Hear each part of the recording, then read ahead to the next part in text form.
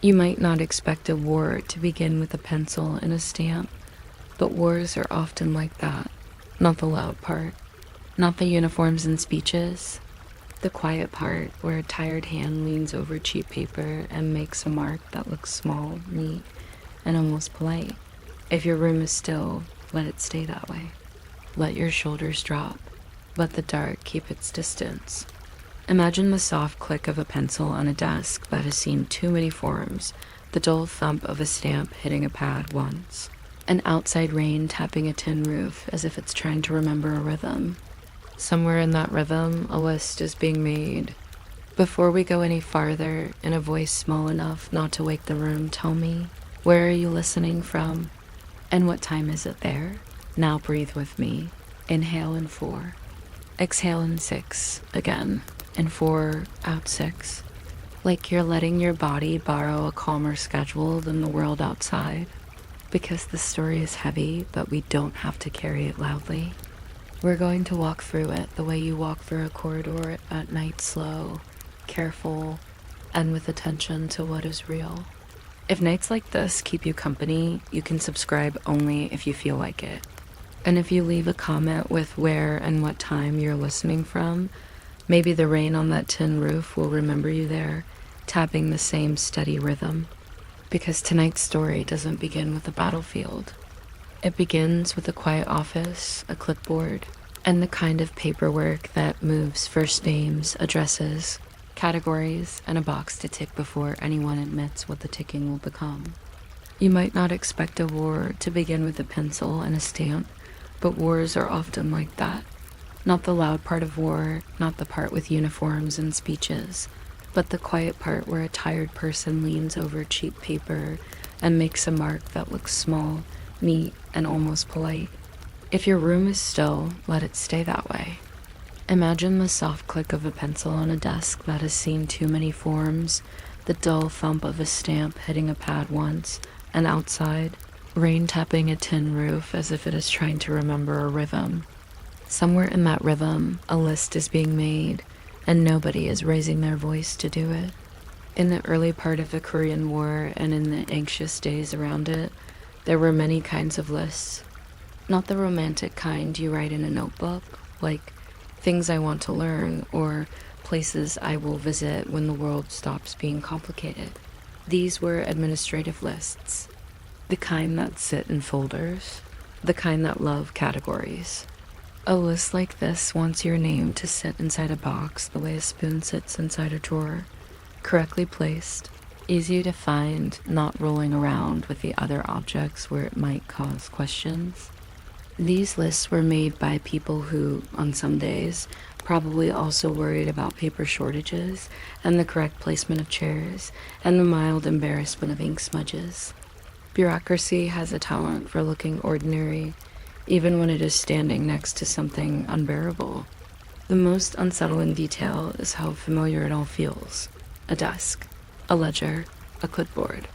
A string tied around a stack of papers because someone ran out of folders again, and string is cheaper than order. A person can be recorded without being asked much. A name can be registered without a ceremony, without a handshake, without any dramatic announcement.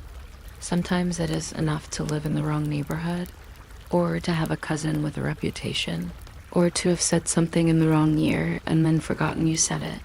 A war does not always have time for nuance, and paperwork is famously impatient with nuance anyway. There is an almost sleepy irony to the phrase lists before the shooting, because lists sound like the opposite of shooting. Lists are slow.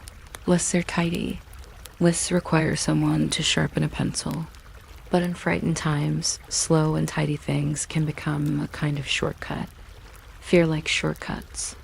Fear likes anything that can be counted, stacked, stamped, and filed. It makes fear feel organized, and organized fear feels like control, which is a very soothing illusion for a nervous government and a nervous public. If you've ever reorganized a drawer at midnight because you couldn't solve a bigger problem, you already understand the emotional logic of the list. You can't calm the war, but you can straighten the paperwork. Some of these rosters were connected to guidance or re-education, terms that sound almost gentle if you say them. Softly, guidance, education, the kind of words you would expect to see on a poster in a school hallway, beside a reminder to chew your food and share your pencils. But in the wrong season, under the wrong pressure, a guidance program can turn into a net. A net is also a kind of organization, and nets are excellent at catching whatever happens to be nearby. The Bodo League, often described as a national guidance league, was, on paper, a way to manage and monitor people considered politically unreliable, or simply suspect, or simply convenient to sort. On paper, many things sound reasonable. On paper, a person can become a category the way a book becomes a genre, and then everyone pretends that the label is neutral. The problem is that labels are not neutral when the consequence of a label is a locked door. And locked doors, like stamps, are very good at being silent. When rumors spread that enemy forces might free prisoners, or recruit sympathizers, or move quickly through areas that were not ready, prevention started to look like urgency. And urgency loves lists because lists make urgency feel responsible. A list says, we are not panicking, we are processing. We are not afraid, we are managing risk. It is the same kind of language you might hear in a corporate email right before a restructure, except the stakes here were not someone's calendar access. The irony is quiet, that it's there, and it sits in the corner like a chair nobody wants. If you listen closely, you can almost hear the sound a list makes as it grows, paper sliding, pages turning, a soft cough, a pen cap clicking on and off because someone is thinking. The rain keeps tapping the roof, patient and uninterested in politics. Meanwhile, the list becomes heavier, not because the paper is thick, but because every name is a life that a piece of paper cannot truly hold. A list is always too small for the thing it claims to contain, and then the war moves, or collapses, or changes shape. War is very good at changing shape without warning, like weather that refuses to check the forecast. Retreats compress everything. Refugees, soldiers, police, trucks, questions that no one has time to answer, all squeezed onto the same roads. It is not cinematic, it is traffic. It is the kind of traffic where nobody is sure who has the right of way, and everyone is carrying something they can't put down. At checkpoints, identity becomes a performance, and performances are exhausting even when the audience is friendly. Here, the audience is anxious. A checkpoint asks for documents, accents, details, someone who can vouch for you, and a sense of timing, how fast you answer, how slowly you blink, whether your story sounds like the kind of story the guard has already heard today. If you have ever tried to explain something complicated to a customer service agent, while you can hear a long line forming behind you, you have a small, harmless glimpse of the pressure of being evaluated quickly. Harmless, of course, but the rhythm is similar, the feeling that your words might be weighed and that the scale is not entirely yours. People learn to carry small proofs of loyalty the way others carry salt or matches, party cards, work papers, stamped letters, anything official. Something with a seal, because seals look serious, and seriousness can sometimes function as protection. It is strange to think that a thin card can become a kind of armor. Armor usually is metal. Here, it is paper and ink, and it bends if you sit on it wrong. And the kind of noise that gathers at a checkpoint engine's voices, the shuffling of feet, the distant dull sound of artillery that is too far away to be a sound you can argue with. A name on a list can outweigh a living person standing right in front of you. This is one of the quiet magic tricks of bureaucracy. It can make the invisible feel heavier than the visible. The list becomes the authority, and the human becomes the question mark. Some places handle danger by gathering bodies into jails, schools, basements, temporary rooms that stop being temporary. The word holding begins to do a lot of work. Holding as in holding people. Holding as in holding information. Holding as in holding your breath. And in many official contexts, the language becomes cold and technical. Transfer, relocation, security measure. Words that help everyone avoid saying the human part out loud, because saying the human part would require a pause, and pauses are inconvenient when everyone is rushing to look confident. Guards do not always have orders that feel clear. Often they have pressure, rumors, a dread of being blamed later for doing too little or too much. You can almost feel the bureaucracy sweating, trying to decide which mistake is the safer mistake. In a war, later is a fragile idea, but fear still thinks about later. Fear always thinks it will be judged, and so the inside world becomes a secret by default. Doors close, paperwork continues. Someone makes notes. Someone misplaces a folder. Someone somewhere says the word screening as if it is a neutral process, like screening a window to keep out mosquitoes. The irony is almost too quiet to be called irony. Screening suggests filtering. The trouble is that when you filter people, you're pretending they are not people, just material passing through a system. That is what systems like best, material. Material does not argue. Material does not cry. Material does not have a grandmother who remembers its name. If your mind wants to drift, it can drift here, into the details that are both ordinary and unsettling. The smell of damp paper in a crowded room. The sound of boots in a hallway. The little human habit of trying to read a face for clues, even when the face is trained not to give any. And outside, the war keeps moving like weather, and people continue living their small lives in its shadow, because even a war cannot stop someone from thinking about food, or the tightness of a shoelace, or whether a child is warm enough at night. Afterwards, memory becomes dangerous. This is one of the hardest truths, and I'll say it gently, like placing a heavy book onto a shelf so it doesn't slam. The safest story is often the smallest story told to no one. Not because people don't care, but because caring can look like disloyalty in a frightened state. Asking questions can sound like reopening a file that everyone has agreed, silently, to keep closed. Families learn not to ask what happened because asking can make you noticeable, and being noticeable can be risky. Silence in these cases isn't always denial. It can be a survival skill that outlives the war, like a habit you keep even when you no longer need it. Records go missing, graves can be unmarked. Sometimes the paper that began everything disappears at the end, as if embarrassed by its own neatness.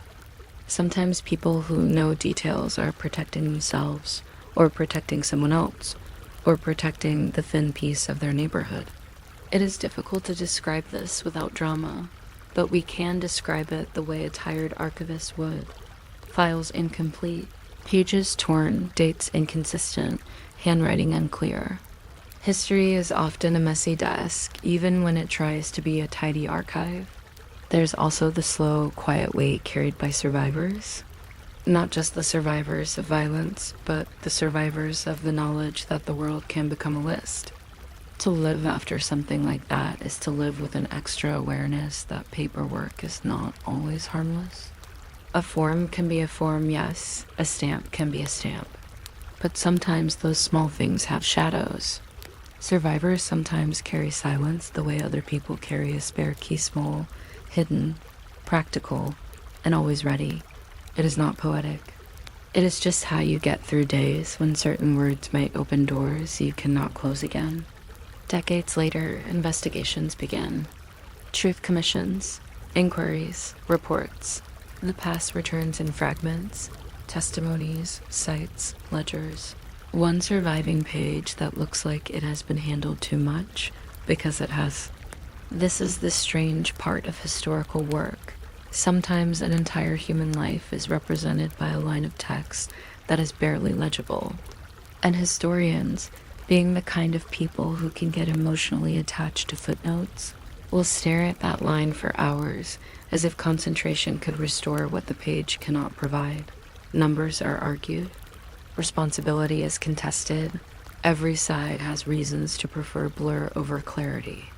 Blur is comfortable.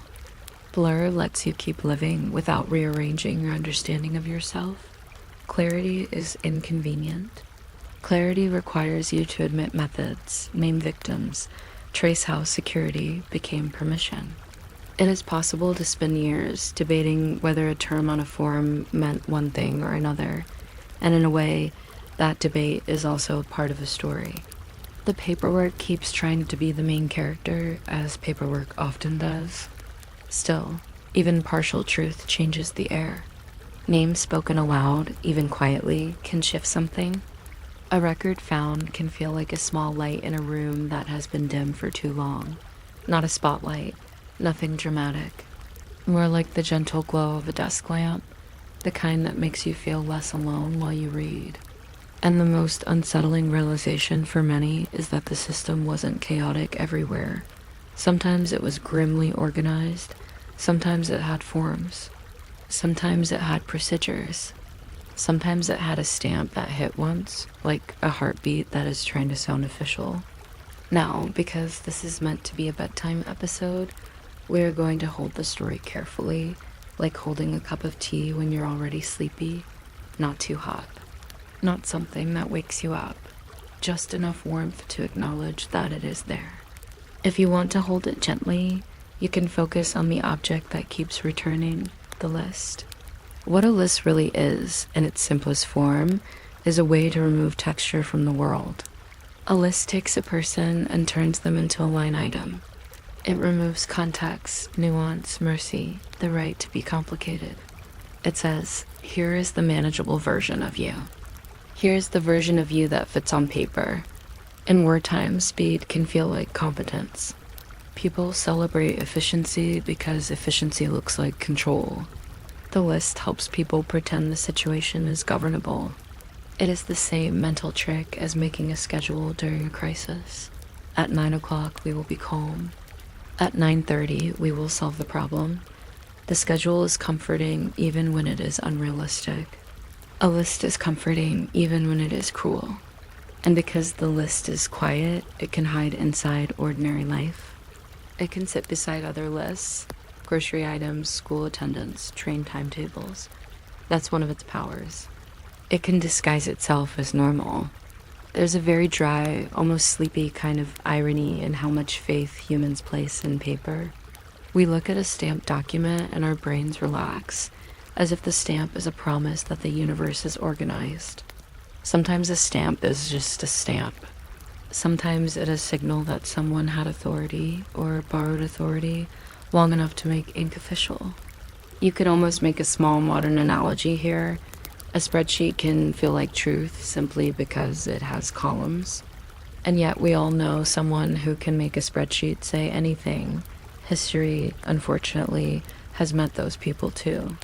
If you picture the quietest scene, picture someone folding a document carefully, not tearing it, folding it into neat thirds. A very bureaucratic fold. You can hear distant artillery like a storm far away, and you can also hear the rain on the roof, steady, private, not interested in anyone's ideology. The person has a choice, add one more name or stop. They are tired. Everyone is tired in war. Tiredness can make you obedient, and it can also make you strangely practical. The pencil hovers, the stamp waits, the paper does not move. Then picture the other quiet scene. Someone whose name is on that list, living an ordinary day, not a heroic day, not a dramatic day. A day with small tasks, a day with a bowl, a jacket, a bit of walking, a bit of waiting. They do not know that ink has traveled ahead of them. They do not know that somewhere a folder is heavier because their name is inside it. They might be thinking about dinner, or about the weather, or about the small annoyance of damp socks. History often turns on people who are just trying to get through a day without getting soaked. If you want to let the question settle as you rest, let it settle softly, like dust on a shelf that hasn't been disturbed. When fear writes the rules, who gets to erase them in the morning? Not loudly, not urgently. just as a quiet thought that can sit in the back of your mind without demanding anything. The rain keeps tapping, the pencil can be set down, the stamp can dry, and somewhere a tired historian keeps turning the pages slowly, not to wake you up, but to remind you gently that even the most ordinary objects, like paper, can carry the weight of a whole era, and that the act of noticing, even quietly, is its own small kind of return. You might not expect a lost letter to have its own afterlife, complete with rules, rubber stamps, and a patient room where paper goes to rest, but it does. If your room is still, let it stay that way. Imagine a quiet sorting table under a tired lamp, the soft rasp of envelopes sliding against one another, and the gentle, determined sound of a stamp landing once like a small, official raindrop. Somewhere nearby, a clock is doing its slow work, and no one is in a hurry, because the mail, in its own way, has already decided to be late. Where and what time are you listening from? You don't have to say it. Just let the thought settle like a postcard placed face down on a desk, not urgent, not demanding attention, simply existing. If you're still awake by the time I reach the part where Victorian clerks argue with ink, feel free to subscribe. But honestly, don't strain yourself. The letters will keep failing to arrive, whether you're here or not, and the bureaucracy will keep humming softly like a radiator that refuses to stop being warm. In the age of empire and steam, the post became a kind of everyday miracle that people quickly stopped noticing.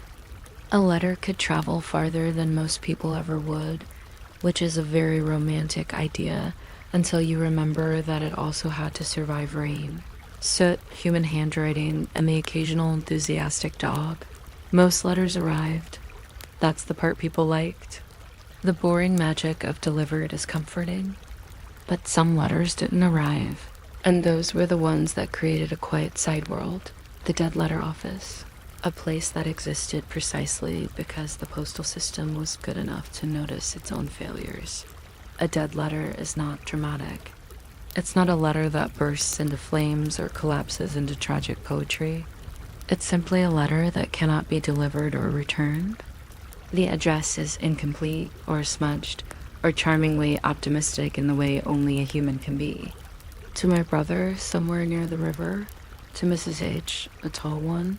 To the shop with the blue door. You know the one.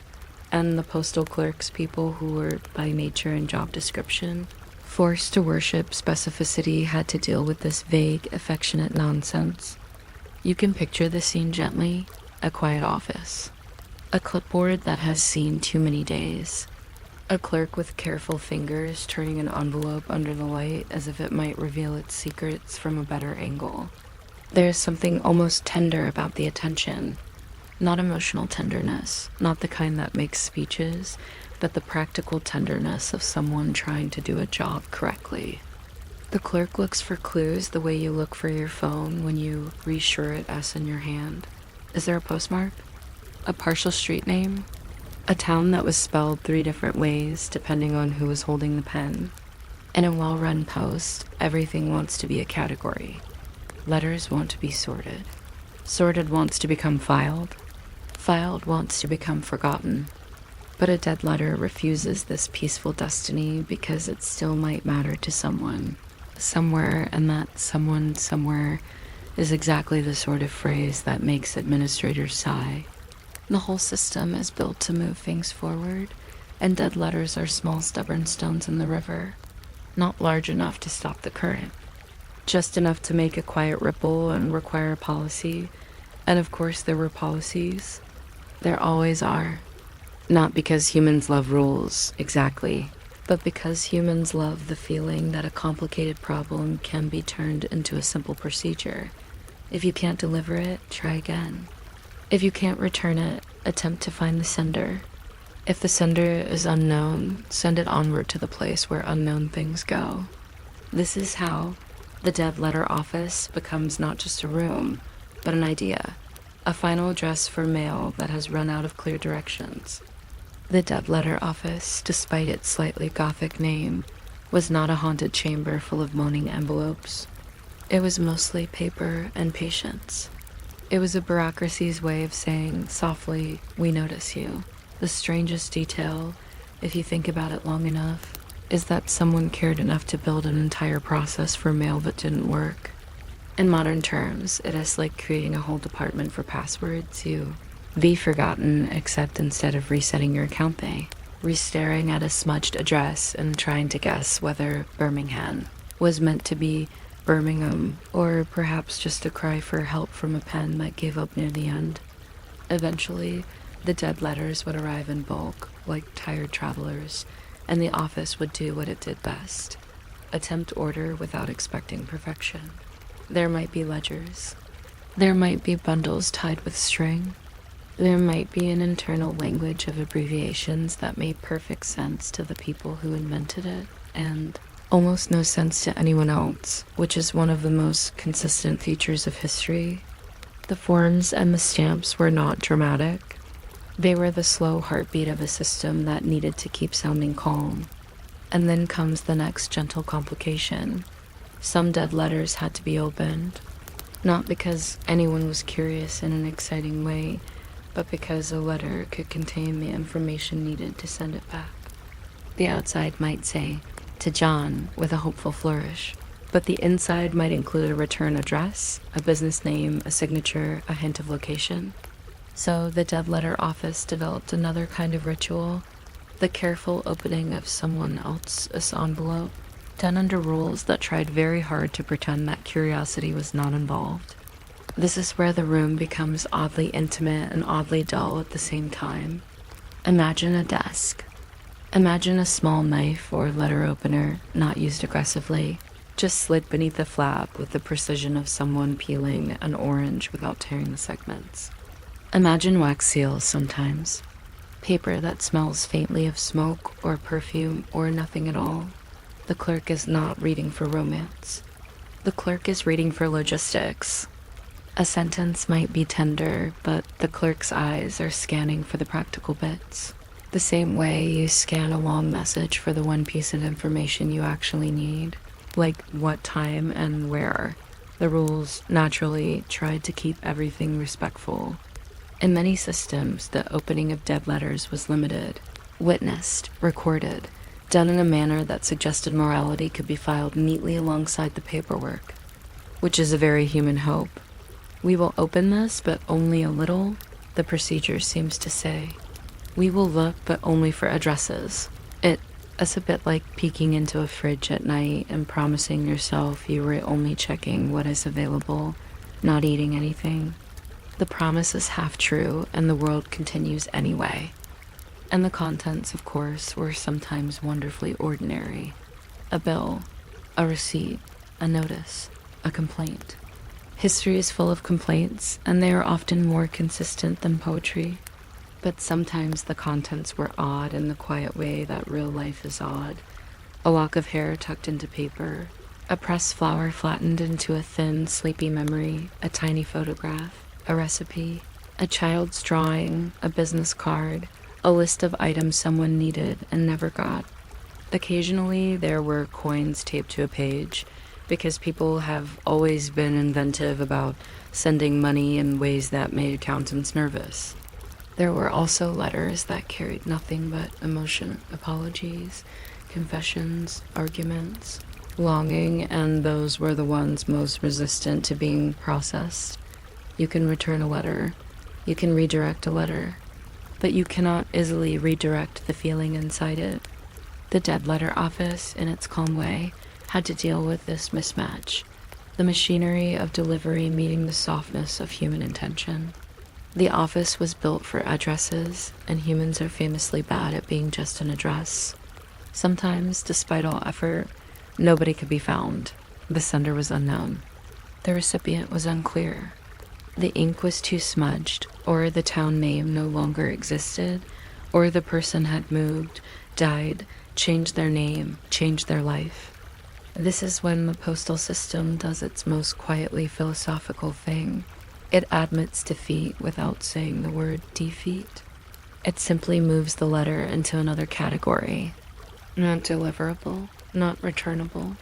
resolved in the sense that it has been placed somewhere. Bureaucracies love this kind of resolution, the resolution of a drawer closing. And then there was the even stranger part of the dead letter story. What happened to the objects that could not simply be resent? Letters were paper, yes, but letters often carried things. People mailed watches, keys, rings, bits of fabric. Occasionally items that sound unlikely until you remember how limited options were, and how optimistic humans are about the postal system. If you can send a letter across a sea, why not send a small piece of your life with it? The post became a substitute for presents.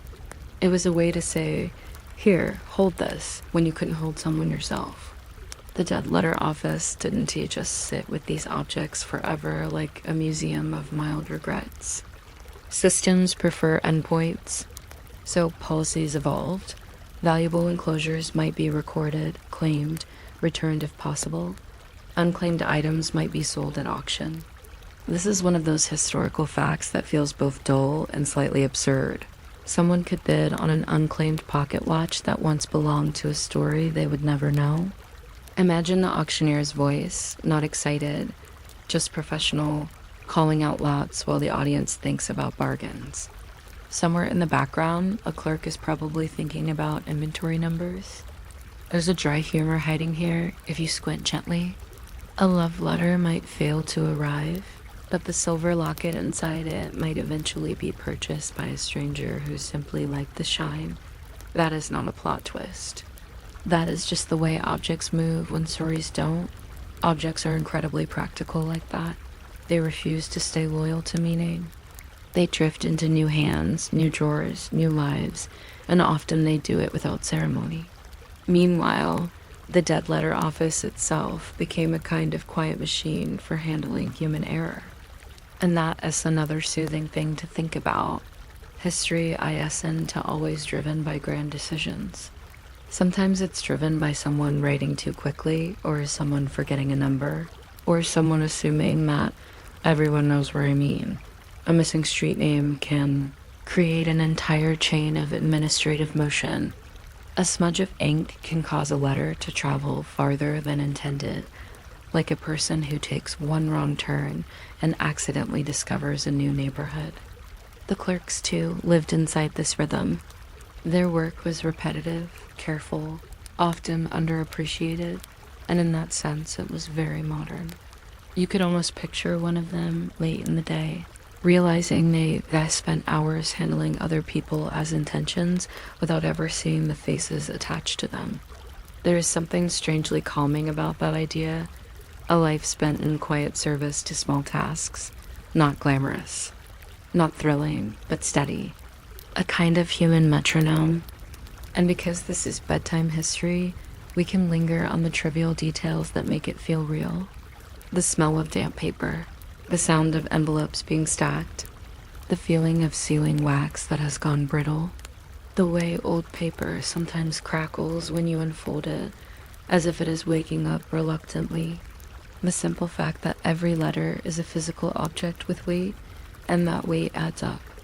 You can almost imagine the room becoming heavier over time, not emotionally, just literally as paper accumulates like snowfall on a very tired roof. Eventually, though, the story of dead letters becomes the story of what remains. Many letters vanished into procedures. Many were destroyed after a certain period, because storage is finite, and the empire of paper always runs out of space. And that is a quietly sad and quietly ordinary truth. History loses most of itself to practical reasons. Not to fire and dramatic destruction, but to routine, to policy, to the need for the room to be used for something else. Still, some records survived. Some offices kept ledgers. Some museums kept artifacts. Some historians, those gentle, stubborn creatures, kept asking what these piles of undelivered messages say about everyday life. They reveal things that big battles don't reveal. What people bought, what they missed, what they worried about, what they tried to send, what they could afford to risk losing. A dead letter is, in a way, the purest form of accidental autobiography. It shows what someone thought mattered enough to put into an envelope, and then it shows what the world did with that intention afterward, which is often, we tried. If you want a soft modern analogy, you can think of dead letters as the email drafts you never send, or the messages you write and delete, or the packages that bounce between distribution centers because a single digit in your address was wrong. The difference is that modern errors tend to be invisible. Victorian errors were tangible. You could hold them. You could stack them. You could tie them with string. And there is something almost comforting about that physicality, even when it is inconvenient. A mistake you can hold feels more manageable than a mistake that disappears into the cloud like a ghost with a customer service number. The dead letter office, for all its policies, was a place where the system admitted that humans are messy. People move, people forget, people write badly, people rely on memory and nicknames, and you know the place. People try to send money with tape and hope. People try to send feelings with ink and expect the ink to behave. And the post bless its mechanical heart tries to cooperate. It cooperates most of the time. And when it can't, it creates a calm little corner to deal with the leftovers. So as you settle into sleep, you can picture the final scene gently, not a grand ending. Just a desk lamp being turned down, a clerk closing a ledger, a bundle of envelopes resting in a tray labeled with a date that will eventually become irrelevant. Outside, maybe rain again, because rain is a reliable background character in the history of paper. Inside, silence, the kind that isn't threatening, just tired. A dead letter, in the end, is not truly dead in a dramatic way. It is simply unfinished. It is a sentence that never found its reader. And if you listen carefully, you can almost hear the softest truth in that. History is full of unfinished deliveries, messages that didn't land, meaning that drifted, objects that outlived their stories. And still the room stays quiet, the paper stays patient, and somewhere in that calm bureaucracy, a human hand once tried to connect with another human hand through an envelope, and the attempt, successful or not, rests there gently like a folded page waiting to be opened in a world that has finally gone to sleep. You might not expect a war to begin in some places with a pencil on cheap paper, not a trumpet, not a speech. Just a list, a few names, a few columns, a box to tick, and the quiet confidence of someone who believes that if you can write a person down neatly enough, you can also put them somewhere neat. If your room is still, let it stay that way. Imagine the soft scratch of graphite, the gentle thump of a stamp landing once, and rain tapping on a tin roof like it's practicing patience. Where and what time are you listening from? You don't have to answer. Just let your mind place the answer in a folder, close the folder, and set it down without urgency. If you're still awake in a few minutes, feel free to subscribe. Or don't, I'll never know. The paperwork will continue either way, and the stamp will keep landing with the same calm certainty like a small official heartbeat. There is a particular kind of quiet that appears before violence, and it often smells like ink. In the early days of the Korean War, when lines shifted and fear moved faster than trucks, there were places where the first thing to travel was not a soldier but a document. A clipboard could arrive before a platoon. A roster could arrive before a rumor even finished forming in someone's mouth. Names were gathered the way people gather supplies, quickly, imperfectly, with the anxious sense that running out would be worse than being wrong. If you want something gently unsettling but still somehow boring, consider the idea of categories. Categories are comforting. Categories are what you use to arrange books, groceries, and your phone photos that you will never look at again. Categories make the world feel manageable. In a tense office, someone can decide that safety is a category too. That risk can be sorted. That loyalty can be marked with a stamp. And once loyalty becomes something you can stamp, you don't have to talk about it like a human feeling. You can talk about it like a box that is either checked or not checked, which is emotionally convenient in the way cold weather is convenient for keeping food from spoiling. Some lists were assembled from old police files, local grudges, political affiliations, and the simple fact that someone knew someone who once attended something. It's always slightly absurd how social life can become a paper trail. You can be registered without ever registering yourself simply by being near the wrong person at the wrong time, the way a library book can be placed on the wrong shelf, and then quietly live there for years, confusing everyone who comes looking for it. The strangest part, maybe, is how ordinary it feels. The pen doesn't glow. The paper doesn't scream. The forms don't announce that they are about to matter too much. They just sit there, flat and patient, waiting for someone's hand. And in many places, the hand belonged to someone in a quiet office who had no interest in drama, only in getting through the day without being blamed for something later. That is, in its own dull way, a very human motivation. There were also organizations that sounded administrative, even gentle, when described on paper. Names like guidance and re-education can sound like a school program that needs better funding. A league sounds like something with meetings and tea. But in a crisis, those rosters can turn into a ready-made map of who can be detained, moved, or erased for security. The language is tidy.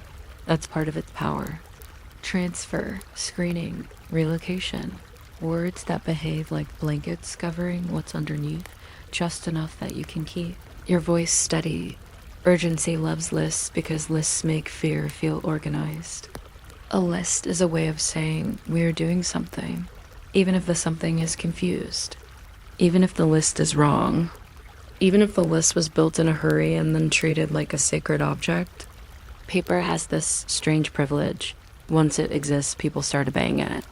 A written thing can feel more real than a living person standing in front of you, blinking, waiting to be recognized. And then the war compresses everything. Roads fill. Checkpoints appear as if they grew out of the ground overnight, like mushrooms after rain. Refugees, soldiers, police, trucks, carts, bundles of household objects tied with string, everything moving in one long, tired line.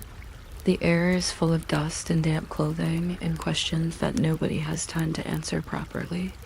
In this environment, identity stops being a private thing and becomes a performance.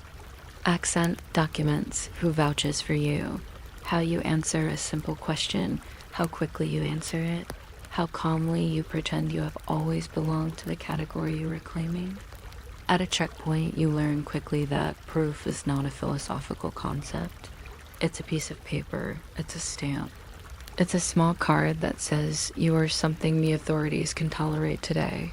People learn to carry proofs of loyalty the way other people carry salt, small amounts, wrapped carefully because you never know when you'll need to show you have it. A party card, a work paper, a stamped letter, anything official, anything that looks like it has been seen by someone important.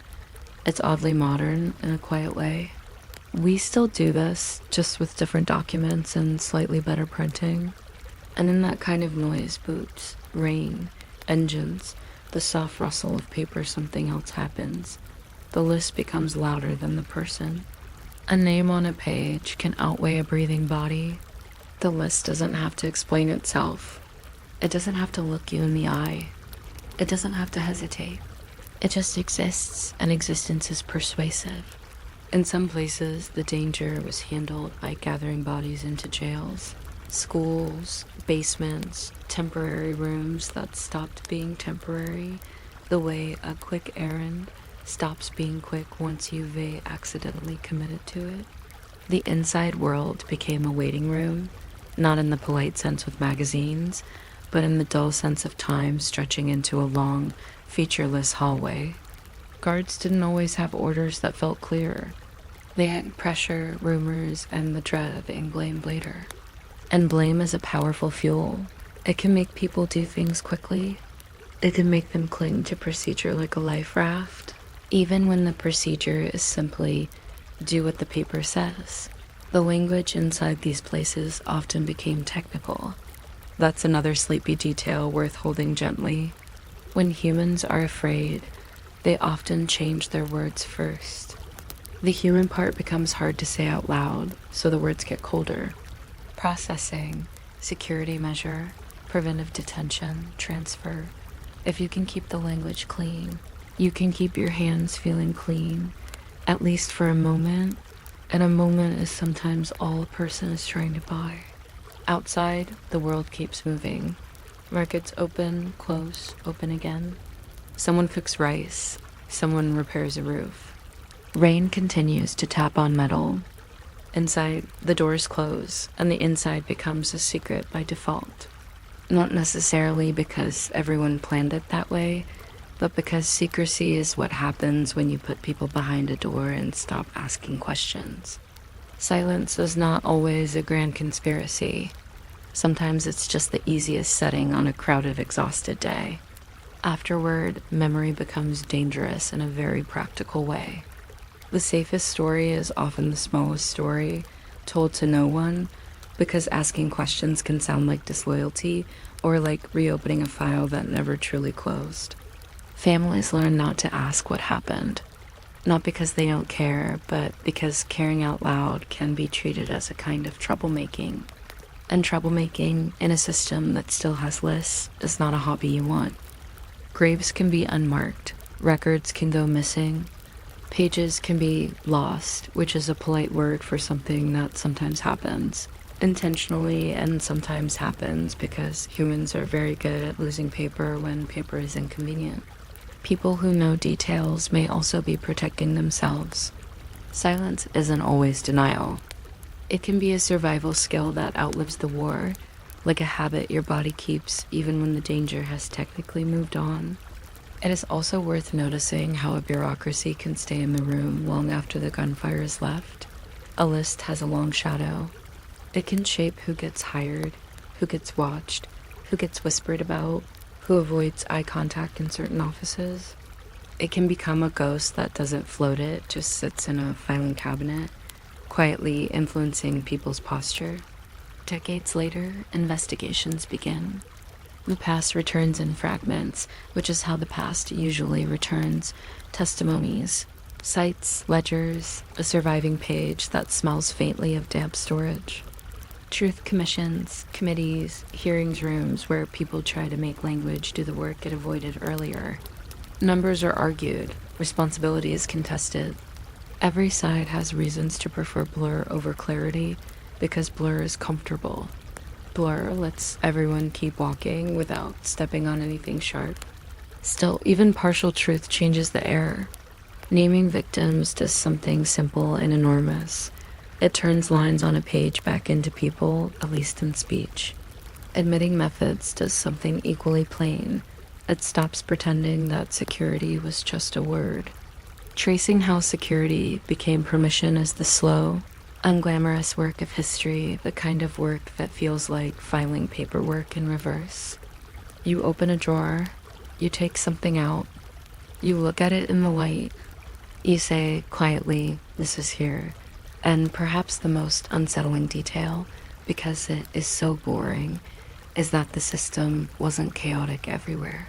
Sometimes it was grimly organized, sometimes it had stamps, sometimes it had forms, sometimes it had schedules, which is a dreadful thought only because schedules are usually associated with trains and school bells and things you can plan around. Organization can feel like competence, and competence can feel like virtue, especially in wartime. But competence can also be the smooth surface of something very wrong. Now, very gently, we move toward the bedside part of this. Not a conclusion, not a moral with a bright ribbon. Just a quieter way of holding what a list really is. A list looks harmless until you notice what it removes. Context, nuance, mercy, the right to be complicated. A list turns a person into a line item, and a line item into something you can process quickly when you're afraid. It is the opposite of knowing someone. It's knowing their name the way a label knows a jar. In wartime, speed can feel like competence. If you can make decisions fast, you look strong. If you can keep your voice flat, you look steady. If you can point to a document, you look justified. But history remembers the cost in places paper can't record. Empty chairs, missing names, families that stop speaking about certain years. Paper is very good at being confident, it is less good at being kind. If you want to hold this story gently, hold it like a candle. Enough light to see, not enough heat to wake you. Imagine the quietest scene. Someone folding a document, hearing distant artillery like weather, choosing whether to add one more name. The sound of the pencil is small. The sound of the stamp is smaller. Rain taps the roof as if it has been doing this for centuries, because rain has and it doesn't take sides. Then imagine the other quiet. Someone whose name is on the list, living an ordinary day, washing a bowl, fixing a button, thinking about nothing in particular, unaware that ink has already traveled ahead of them, the way a shadow arrives before your body when a streetlight is behind you. And let the final question settle as you rest, not sharp, not urgent, just present in the way paper is present. When fear writes the rules, who gets to erase them in the morning? And if no one erases them, do they simply stay there in a drawer waiting for the next tired hand, the next quiet office, the next stamp that lands once softly officially, while the rain keeps tapping and the world keeps pretending that a list is only a list? You might not expect a government to look at a house and think very calmly, yes, but how many holes does it have for light? Not doors, not rooms. Not the general emotional vibe of the kitchen, just windows, rectangles of glass, little square eyes in the wall. And yet, for a long time in Britain, windows were treated like a kind of polite confession. The more you had, the more you were quietly admitting you could afford the luxury of seeing outside. If your room is still, let it stay that way. Imagine a soft evening, a sleepy street, and somewhere in the distance the faint, administrative sound of a clerk deciding that daylight should be counted.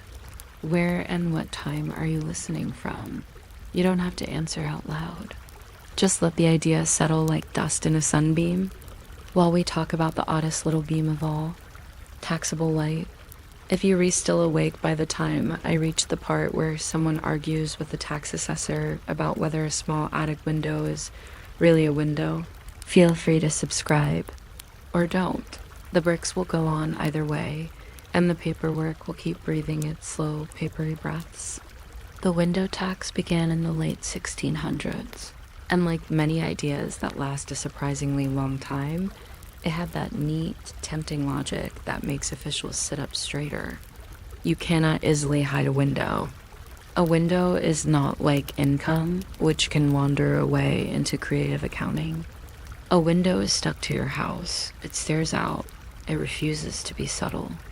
So the state looked at houses and thought, perfect. We will tax the wealthy by taxing their brightness. A noble plan if you ignore the basic human preference for not living in a cave. At first it was a base charge for simply having a house, plus an additional charge, depending on the number of windows.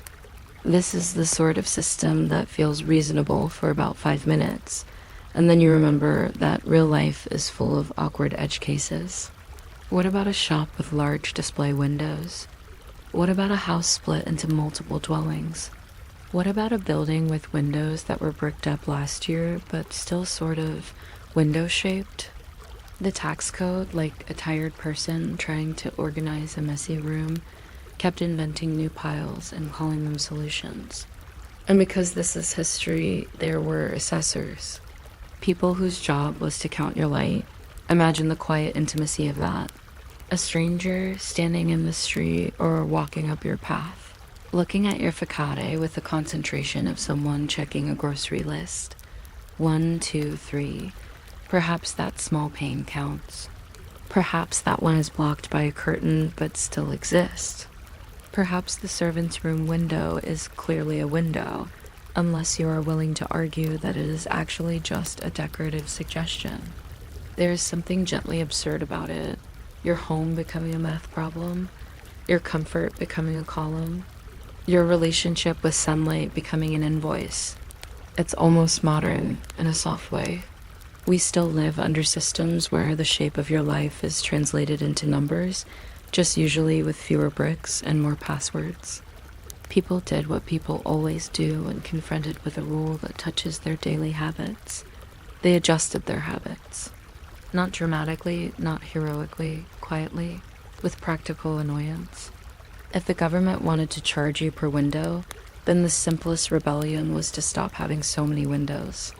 And this is where the story becomes less about grand politics and more about the very boring, very physical business of altering a building. A window can be removed, but removing it doesn't erase the fact that the wall now has a gap where weather used to be politely kept outside.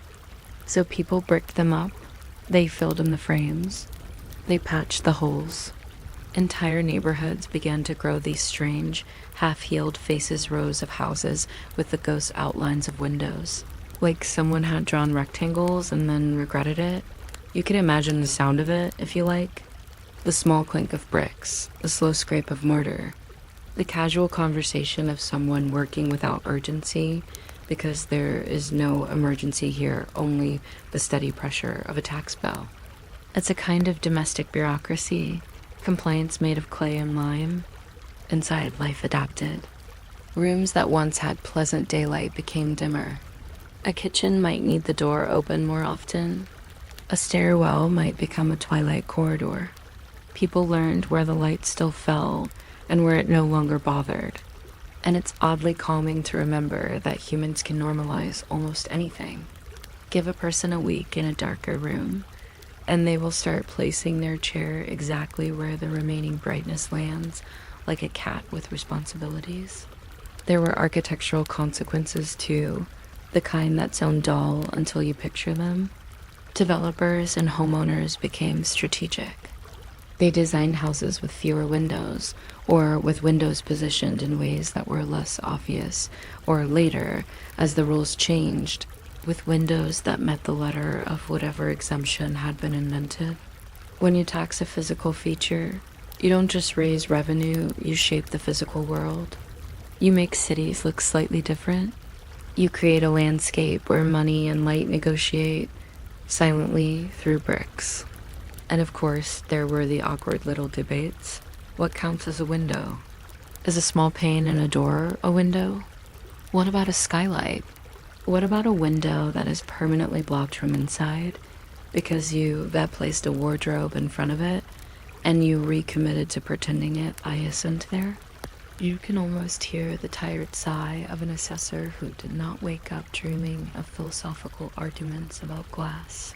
Some people tried to cheat in small ways, the way people always do. Temporary shutters, creative labeling. The quiet hope that if you simply act confident enough, the official will nod and move on. It's not a thrilling kind of rebellion. It's more like trying to get away with bringing outside snacks into a movie theater. You feel slightly guilty, but mostly you feel hungry for fairness. The tax also had a strange social texture. Windows became signals. A bright, many-windowed house could look prosperous, but it also looked taxable. Meanwhile, a darker facade might suggest thrift or hardship, or simply a person who disliked being watched. And yes, there is an irony here. Windows are meant to let you see out, but they also let others see in. So some people may have found a small, unintended comfort in having fewer of them. Privacy by taxation. It's not a great marketing slogan, but it's technically a feature. Over time, people began to complain more loudly, which in historical terms often means they began to complain in writing. Physicians and reformers argued that blocking windows harmed healthless ventilation, less sunlight, more dampness clinging to walls like an unwanted guest. If you've ever opened a window just to make a room feel less stale, you already understand the argument. Air is one of those boring necessities that becomes dramatic only when it's missing. The window tax became associated with the idea that the poor were forced into darker, unhealthier conditions, while the wealthy could simply pay for brightness like it was an optional upgrade. And again, the modern analogy is almost too easy, so we will touch it softly and then let it drift away. Think of subscriptions. Think of premium features. Think of paying extra for what feels like basic comfort. Now imagine that comfort as sunlight and the cancel button is a brick. There's also the phrase people love to mention, daylight robbery. It is often linked in popular memory to the window tax because it's perfect. The government stealing your daylight politely with receipts.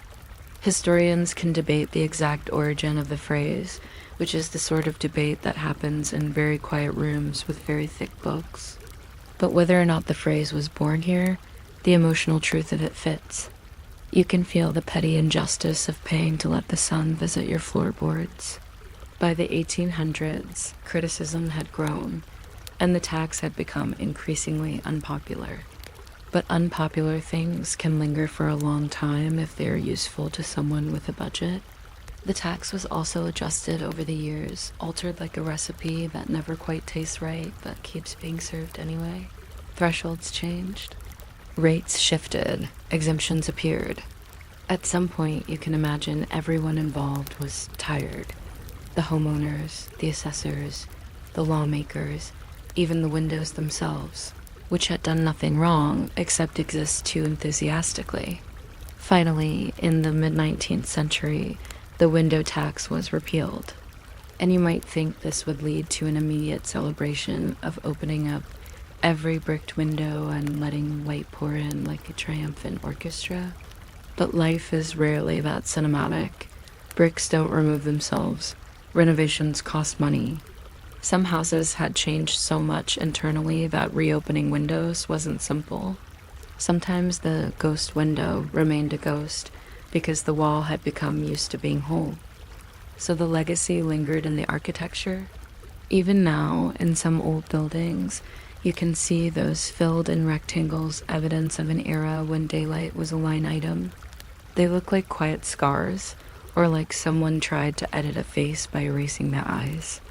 It's oddly moving in a very unexciting way, a tax policy leaving a permanent aesthetic on a city, like a long-forgotten trend that still shows up in old photographs. And the people, of course, carried quieter legacies too. Habits of living with less light. Generations who arranged furniture around what remained bright. Stories told with mild bitterness. "We used to have a window there," said the grandmother, pointing at a wall as if describing a lost relative. Children growing up thinking certain rooms were simply meant to be dim, the way you might assume a hallway is always narrow because you've never seen it any other way. If you want to end this in a way that stays soft, consider the simple image of a bricked-up window at night. From the street, it looks like any other wall. From inside, it's just plaster and paint, quiet and final. But behind the bricks, the original frame might still exist. Old wood, old stone. The shape of light remembered in architecture even when light itself is absent. And now, very gently, let your mind do what it does best at bedtime. Take something oddly specific and slowly file it away. A government once taxed windows because windows were hard to hide. People responded by hiding them anyway, but with bricks. Entire streets learned to live slightly darker, not because they wanted to, but because a forum somewhere decided that sunshine looked expensive. The strange comfort, if there is any, is that this is not a story with a dramatic twist. It is just a long, slow negotiation between policy and daily life, between paper logic and human preference. And if you find yourself drifting now, that's appropriate, because the window tax, for all its stubborn years, was never exciting. It was simply there, counting light, reducing it, leaving behind quiet rectangles and walls, like a sleepy reminder that history often happens, not with a bang, but with a clerk, a number, and a brick placed carefully in line. So let the room stay still. Let the idea of daylight being counted become dimmer and dimmer. Somewhere a house keeps its bricked-up window like a sealed letter. Somewhere the rain taps a roof without caring about tax brackets. And somewhere in the soft darkness your mind can rest with the comforting thought that even the most boring policies can leave visible marks quiet, little shapes waiting patiently to be noticed only when you have nothing urgent to do, and You are finally peacefully ready to sleep. You might not expect a serious national institution to spend its time thinking about leeches, not the metaphorical kind, real ones, damp, wiggly, medically ambitious leeches. But history is full of quiet moments where the grand machinery of a state pauses, clears its throat, and asks a very small question like, if someone posts a jar of leeches, do we charge by weight or by the emotional cost to the postal worker? If your room is still, let it stay that way. Let the air be soft. Let the light be gentle. And imagine a sleepy sort of evening where the only urgency in the world is the slow, responsible journey of a parcel that is trying very hard not to leak. Where and what time are you listening from? You don't have to answer. Just let the thought drift through your mind like a label on brown paper, written neatly, then tied with string. Tonight, well, not tonight, we'll say right now. Very quietly, let's wander into a surprisingly dull, mildly bizarre corner of history. The rules, routines, and quiet bureaucratic courage involved in mailing living things. Especially in the age when the Postal Service was becoming modern, fast, and standardized. And humans immediately thought, yes, great, now we can send bees. If you're still awake in a few minutes, you can subscribe. Or don't. The postal system won't take it personally. It will simply stamp something, sigh softly, and continue moving little rectangles of paper through the world like a calm river of ink. In the 19th century, especially in Britain and parts of Europe, the post became a kind of everyday miracle. Letters traveled farther, more reliably, more cheaply. Packages became more common. Schedules hardened to something people could trust. A train left at a certain time. A mail coach arrived with predictable tiredness. The world felt slightly smaller, which is always exciting for about 10 minutes, until you realize it means people can reach you more easily. And once you have a system designed to move objects quickly from one person to another, humans will immediately attempt to move the strangest possible objects just to see if the system flinches. People mailed books, fabric, tools, and food. They mailed fragile things, sentimental things, and things that were probably a bad idea. They mailed surprises. They mailed complaints. They mailed the physical evidence of their existence, wrapped in paper and hope. Somewhere in this expanding postal universe, someone looked at a problem and thought, I need leeches. Or I need bees. Or I need silkworm eggs. Or I need a small, living creature that is not particularly interested in being packaged. It's easy to imagine why. Medicine used leeches. Beekeeping needed queens. Naturalists wanted specimens. Farmers wanted helpful insects, or at least insects that would do something useful, other than exist aggressively in the wrong place.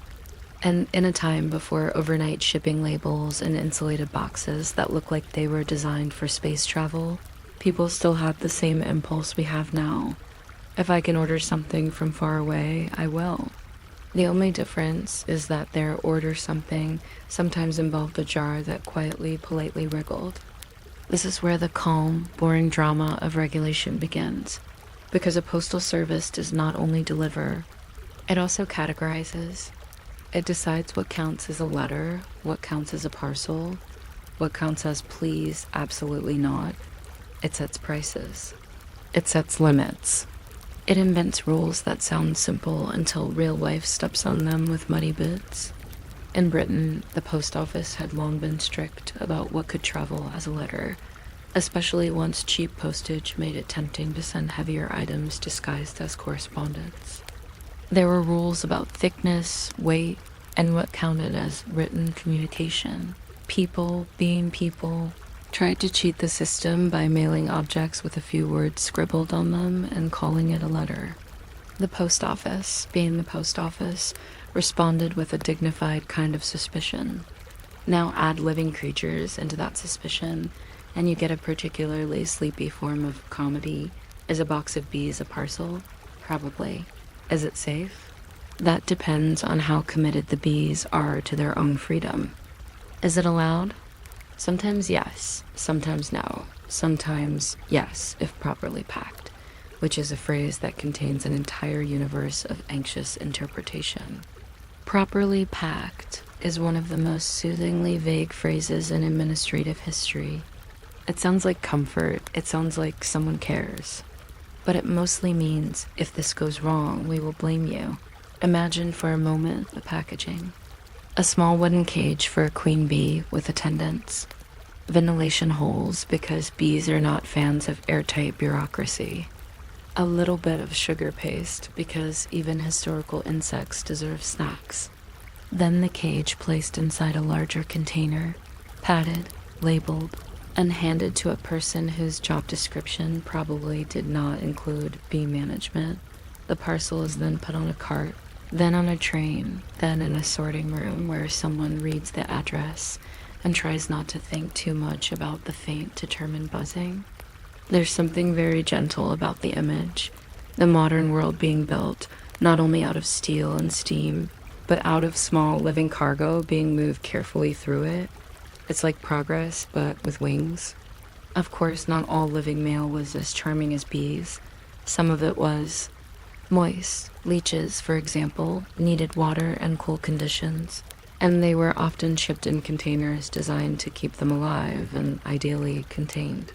If you are feeling sleepy, you can picture a jar with a cloth cover, tied down firmly, marked with a label that says something like medical supplies, because that sounds better than box of malleeworms. Postal workers, meanwhile, had to deal with the practicalities. Sorting rooms were busy and loud, but also routine, like a factory for patients. Packages were handled quickly. Mistakes happened. A jar could crack. A box could be dropped.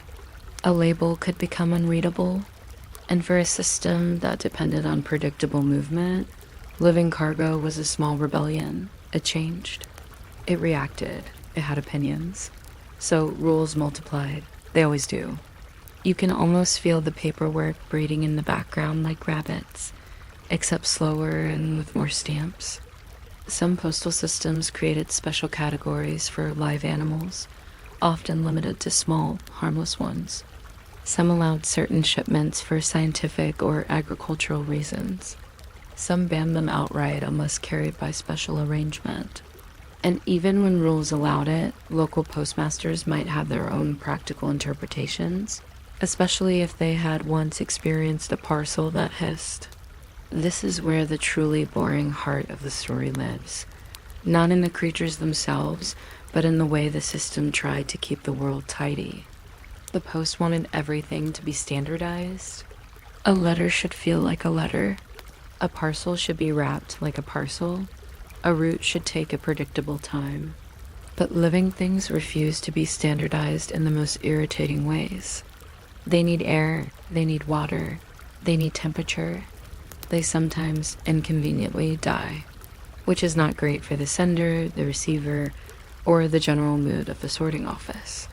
And so you get a quiet dance between human ambition and institutional caution. The beekeeper wants a queen delivered quickly so the hive can be requeened before it becomes chaotic. The post office wants to avoid becoming a national bee release program. The doctor wants leeches that are still enthusiastic about their profession. The postal clerk wants to finish the day without discovering that a damp package has developed a personality. There's also the small matter of money. Postal rates were not just about distance and weight. They were about what people could get away with. If someone could ship valuable, small goods cheaply by pretending they were letters, the post office would lose revenue. If someone could ship risky goods cheaply by calling them samples, the post office would gain headaches. In the 19th century, the idea of samples became a whole thing. Businesses wanted to send small pieces of material fabric swatches, seed samples, little bits of product to customers. The Post wanted to encourage commerce, but also wanted clear boundaries. So there were rules.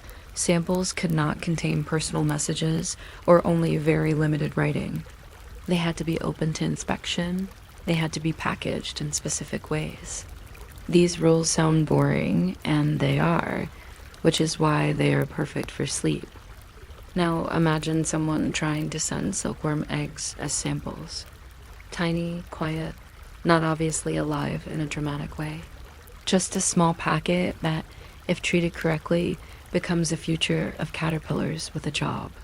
The sender might argue, these are agricultural, these are useful, these are basically potential. The postal system might respond, yes, but are they wriggling? If they are wriggling, we become nervous. And while all this is happening, ordinary people are still writing letters. Love letters, complaint letters, letters about weather. Letters that simply say, in very polite handwriting, that Aunt Margaret is doing well and the potatoes were disappointing this year. The beauty of the postal system is that it carries everything: tenderness, boredom, and occasionally a box of insects that are quietly living their best lives. There's a modern analogy here, very soft and very sleepy. Think of how shipping now has entire categories: fragile, perishable, hazardous, lithium battery. This side up, do not stack, temperature controlled. Now think of the 19th century version, where the label might simply be live. That's it, one word, no icon, no QR code, just a warning and a prayer. Sometimes the mail did carry larger animals, but usually under strict limits. Certain postal services allowed small birds, for example, or fish or other creatures, but often only under special services or with fees. The reality is that moving live animals safely requires care, and care is slow, and the post is designed for speed. The system wants to move thousands of items with minimal friction. A live creature introduces friction the way a pebble introduces a limp. So the postal world developed its own quiet folklore. Stories circulated about unusual parcels, mishaps, and the occasional disaster that became a cautionary tale. Somewhere, someone surely told a story about a box that buzzed unexpectedly. Someone else told a story about a package that was warm when it shouldn't be. And in every story, the underlying message was always the same. Please, for the love of routine, stop mailing surprises that breathe. But people kept doing it because people are endlessly hopeful. And also because shipping living things solved real problems. Bees mattered. Silk mattered. Agricultural pests and their predators mattered.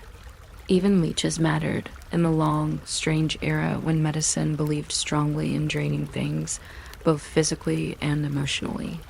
And there is something quietly striking about that. History isn't only made of battles and speeches. It's made of systems trying to function. It's made of ordinary needs being met through extraordinary logistics. It's made of someone in a village wanting something specific, an insect, a specimen, a queen, and trusting that a national network of trains and clerks can deliver it. At some point, you can imagine the postal clerk as a kind of accidental caretaker, not of people, but of the tiny moving parts of other people's lives. A clerk lifts a parcel gently because it says "Lev." The clerk places it in a safer spot.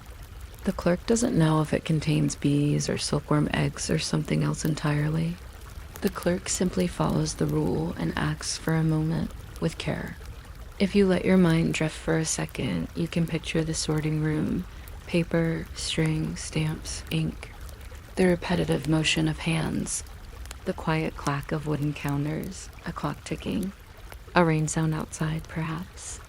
And among the parcels, one small container with air holes. It sits there like a secret. It is not dramatic. It is simply alive. Over time, as transportation improved, special services developed and private carriers appeared. The postal system's relationship with live shipments kept evolving, but the essential tension remained. The system wants standardization, and life wants air. That's the whole conflict, really.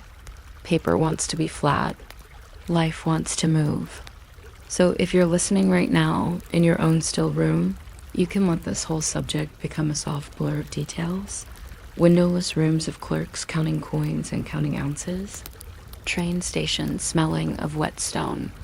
A parcel tied with string, rocking slightly as it travels. A label that says live in careful letters like a gentle warning to the universe. And maybe the most bedtime-friendly thought of all is this: the world has always been held together by boring people doing boring things carefully.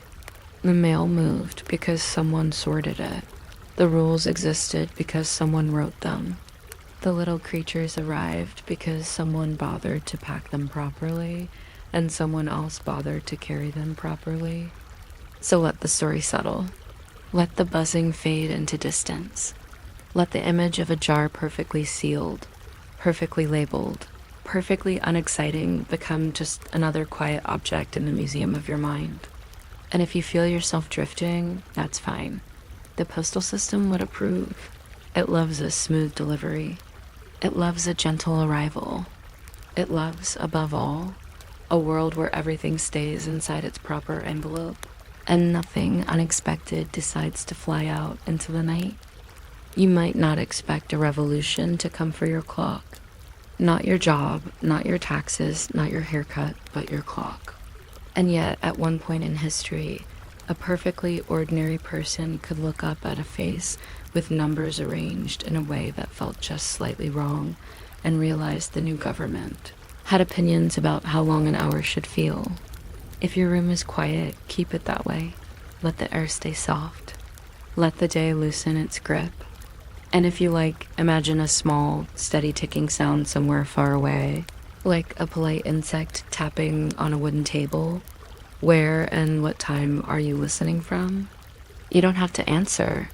The whole point of this story is that time can be made confusing even when you answer correctly. The French Revolution did many dramatic things, but we're going to focus on one of its least dramatic ambitions. It tried to redesign time itself, so it would be more logical, more clean, more decimal. It's the same instinct that makes someone reorganize their desk at midnight, convinced that if the pens are aligned, their life will follow. The revolutionaries looked at the old system and thought, in a tone that probably sounded very confident, there are too many 12s. 12 months, 12 hours on a clock face, 60 minutes, 60 seconds. So many numbers that refuse to be neatly divided by 10, like stubborn crumbs on a tablecloth. So they imagined a day that would be arranged the way a neat-minded person would arrange it. 10 hours in a day, 100 minutes in an hour, 100 seconds in a minute. It sounds almost soothing, like a clean spreadsheet. The day becomes a tidy block, and every block divides into smaller blocks that behave. You can almost hear the paper being smoothed flat. And this is where the sleepy comedy begins, because time isn't just a number. Time is also habit. It's also the way your body expects lunch to arrive when it feels like lunch. It's the way shops open when people are awake and close when people are tired, and the way a bell in a church has been telling a village what it is for centuries, whether or not the village asks for updates. You can change the numbers on a dial, but you can't instantly change the feeling of late afternoon. Still, they tried. They made decimal clocks, real ones. Some had 2 sets of markings, so people could survive the transition without collapsing in confusion. Imagine being a clockmaker in Paris, already living through a political tornado, and someone walks into your shop and says very politely, "Hello, yes, I would like time to be different now." And the clockmaker, who just wants to sand a piece of wood and not be interrogated, nods and says, "Of course." Would you like your confusion in brass or in enamel? If you're still awake by the time we reach the part where a minute becomes unfamiliar, feel free to subscribe. Or don't. The revolution certainly tried to subscribe everyone to new time without asking, and it didn't go perfectly, so you're allowed to be more relaxed about it. Decimal time didn't arrive alone, either. It came with a whole bundle of tiding impulses. The revolutionary government also introduced a new calendar, because once you start reorganizing one drawer, you start reorganizing the entire house. Months were renamed. Weeks became 10-day decades, because 7 days was apparently too whimsical. Days had new names, often connected to plants, animals, or tools, which is charming in a sleepy way, but also wildly inconvenient if you've built your entire culture around Wednesday. Imagine having to tell someone with a straight face, "Let's meet on the day of the radish," as if radishes have ever been reliable timekeepers. Now, to be fair, there's something sweet about the intention. A system designed around nature and reason with neat decimal divisions sounds like it might make life simpler. But the human brain is not a clean room. It's more like an attic with boxes labeled maybe important. People carry time in their heads through routine. They know when to wake because the sky looks a certain way, and because their neighbors make certain noises, and because their bodies have quietly memorized the schedule. Decimal time asked everyone to rewrite that memory while also living through shortages, political upheaval, and the general stress of being in history. So you get a world where official documents might use decimal time, while ordinary people keep using the old hours because their stomach does not understand reforms. You get announcements that sound like they were written by someone who deeply trusts arithmetic. You get meetings scheduled at a time that looks clear on paper but feels strange in practice, like trying to fall asleep at noon just because a chart said it was efficient. And you can imagine the small daily mishaps. A worker told to arrive at the workshop at a decimal hour that doesn't match the old bell schedule. A shopkeeper trying to decide whether closing time is later or earlier when later has been converted into a new kind of number. A baker who just wants bread to come out of the oven at the right moment, not at the moment that looks elegant in a decree. The bread does not care if the government prefers base 10. The clocks themselves were part of the charm. A decimal clock face often looked familiar at first glance because it still had a circle and hands and numbers. But then you noticed the numbers didn't go where your mind expected them. 10 hours, not 12. It is like walking into a room where someone has moved all the chairs 3 centimeters to the left. Nothing is wrong, exactly, but your body feels betrayed. The hand points somewhere, and you are forced to translate. Translation is not a relaxing activity unless you're half asleep and willing to accept being wrong. This translation problem is where the micro-absurdities hide, because decimal time wasn't simply new. It was new while the old was still around. People had to live in 2 time systems at once. It's like having 2 calendars open in your head, plus the additional calendar of what time does the sun actually feel like. Even today, when someone says military time, half the room will nod confidently while doing secret math. Decimal time would have turned the whole country into people doing secret math. And of course, if you want to enforce a time system, you need enforcement to happen at the level of daily life. The revolutionaries could print decrees, but they couldn't instantly replace every clock in every home, or retrain every bell ringer, or rewrite every habit. There's an entire infrastructure to time. Public clocks, church bells, work shifts, transportation schedules, market days. Time is social.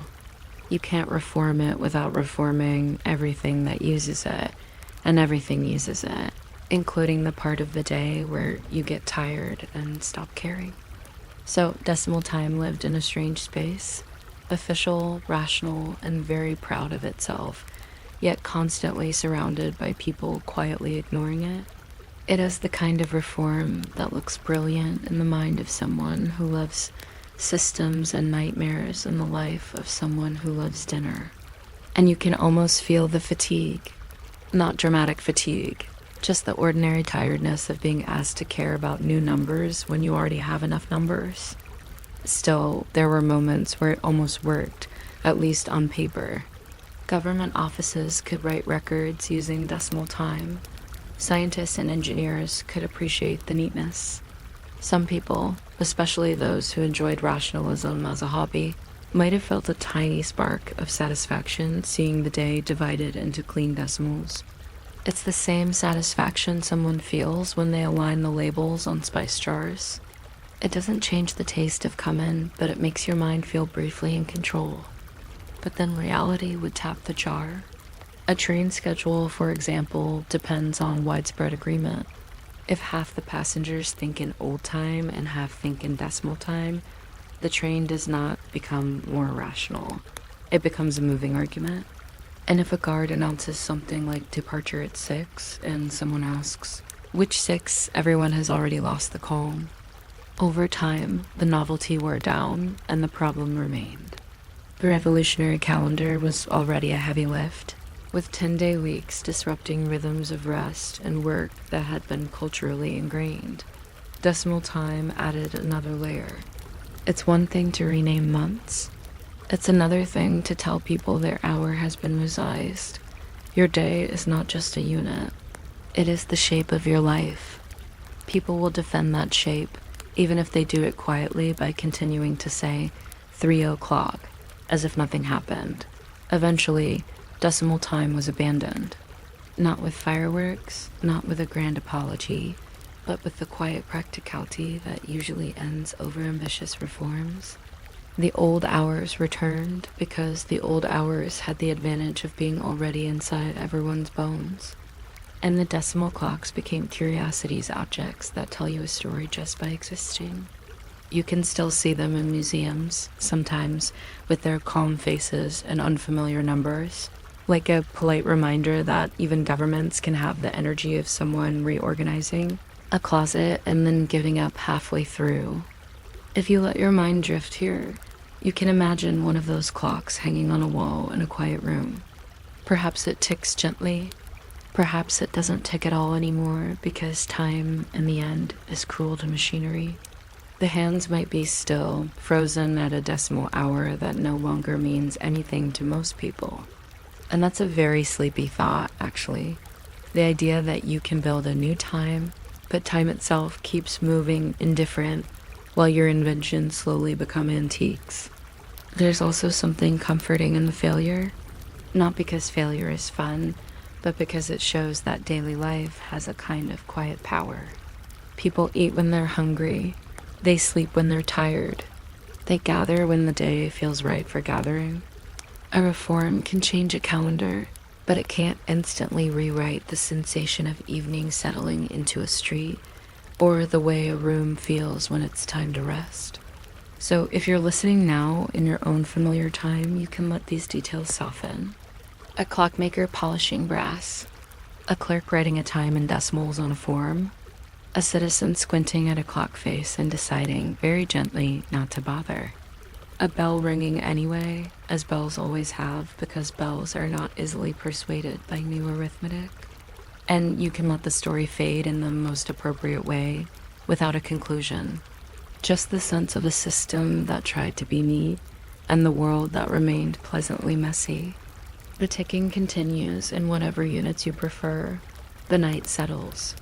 The numbers become less important, and time, old or decimal, keeps drifting forward with the same soft patience, like a hand moving around a circle, asking nothing from you except that you rest when you can.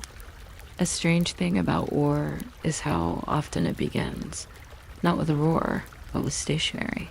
A pencil moving on cheap paper. A stamp coming down once with the soft confidence of someone who believes paperwork can hold reality in place. Outside, rain taps a tin roof like it's trying to count the seconds for you. And in a quiet voice, as if we're just borrowing a little time from the night, I'll ask the only gentle question I know how to ask at the beginning of something heavy. Where and what time are you listening from? You don't have to answer. In fact, one of the themes tonight is what happens when answers stop being useful. When a name becomes a line on a page, when a person becomes a box to tick, and when later becomes a place you never quite reach because the world has decided to move ahead without leaving space for your explanation. If your room is still, let it stay that way. Let the darkness do its quiet work. We're going to talk about the Korean War's forgotten massacres, but we're going to do it in the most oddly specific, mildly bureaucratic way possible, because that is often how these things lived. Inside lists, inside offices, inside language that pretended to be calm.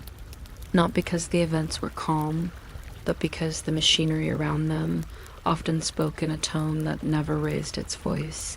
Before front lines move, paperwork tends to move first.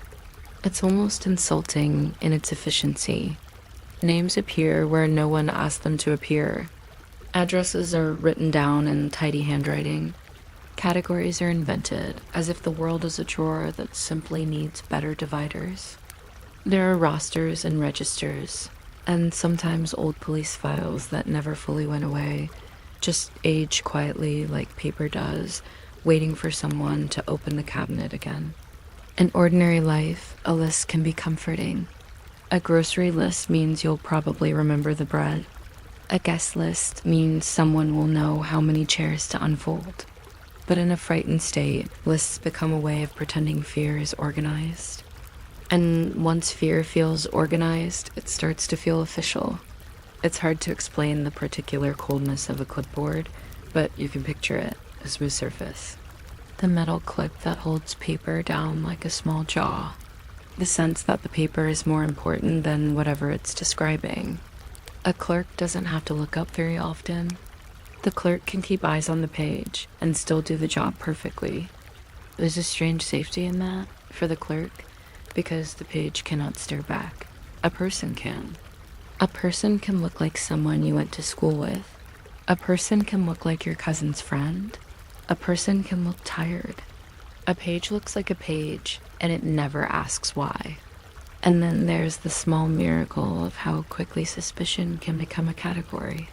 Sympathizer, leftist, security risk. Words that sound like they belong in a policy manual, not in someone's actual morning. And a person can end up registered without joining anything, without attending anything, without making a speech, just by living in the wrong place, or knowing the wrong cousin, or being the kind of person who is easy to point at when everyone is afraid. It is one of the quiet absurdities of history that your life can be rearranged by someone else's filing system. The modern analogy, if you want one, is the way a database can decide you are ineligible, and the computer won't tell you what you did wrong, because the computer is not paid to be emotionally available. In this atmosphere, groups with friendly names can take on sharp edges. A guidance league. A re-education association. On paper, those phrases can sound like the state is trying to be helpful, like a well-meaning teacher offering extra homework. The words are soft.